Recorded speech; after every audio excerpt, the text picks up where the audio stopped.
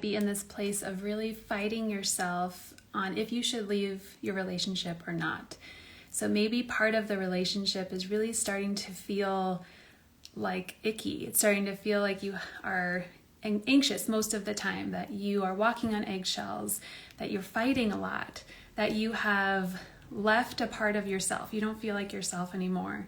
And then there's another part of you that's like, well, what if it changes? What if this time we get back together and it's different? Or what if I just stay and try harder? So I want to give you 3 self-reflection questions that you can use when your brain starts churning and you're feeling this sense of confusion of what you should do. You're second guessing your intuition, you're feeling fear. So the first question is, what does the history of your relationship tell you about his capacity to fulfill promises? So I am a big advocate of collecting data, and I do that with my clients when we are moving through similar self-reflection questions. It's like, what has happened in the past? What have you experienced directly firsthand about the relationship? And if you keep going back because you feel like it's going to be different, has it been different each time that you've gone back? And if it has, in what ways? And if it hasn't, also in what ways? The second question, what are the specific ways that you would need him to change in order to feel more loved and seen in the relationship? So this is where we get to take accountability for communicating our needs, for knowing our needs, because our partner is not a mind reader. So if we can be very clear on the specific things that we would need in order to feel loved and seen in your relationship, then you can communicate that, and then you can see, is your partner able to meet that need? Is there some sort of compromise that needs to happen, or a different way that he would need to meet you there? And are you okay with that? But the first step is you getting really clear on what that specific thing is. Because when we keep ourselves in very general sense of like, well, I just need to feel more loved. Okay, what makes you feel more loved? And how do we articulate that in order to get that need met?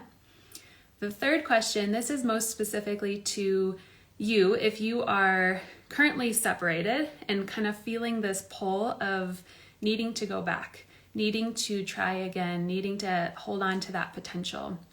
So what makes you want to reach out to him the most? When you're lying there in bed on a Sunday morning and you're like feeling this pull to check his social media or text him, when is it that happens for you? Are there specific places where you feel more lonely or sad? Or do you want to make him feel better?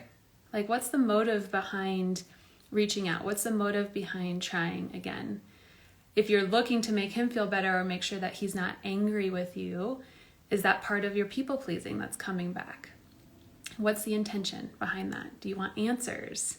Do you want to know that he misses you? So getting clear on what the driving force is behind that desire to reach out and behind potentially the desire to try again. Because if you're in a cycle of going back, or if you're in a cycle of like you're in a relationship and you get all this courage to say that it's done, this is over, this is not working for me anymore, and then you feel the fear and you're sucked back in, we need to start to piece out these places where it's going wrong for you, where you're trying to expand, you're trying to become a different version of yourself, and you're reverting back. So my intention as a relationship clarity coach is to help you find clarity, because I know being in the confusion place is really, it's tormenting. It's so painful. So if we can get you clear about who you are, how you tick, what you need, what you want, what you stand for, then you become the best version of yourself. And in that process, you act in alignment with the woman that you want to be.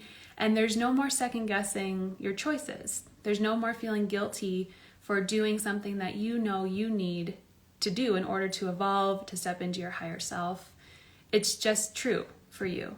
So building that confidence, building that self-worth is my goal for you in coaching, in offering these free resources. It's like, let's get you into a more clear place so that you can expand your secure relationship with yourself, and then expand your ability to hold and attract healthy love. And I want that for you. So use these questions. Let me know how they land. I always love a good DM to see how you're doing and how this is working for you. I am seeing you in your power, and I am so proud of you. Bye.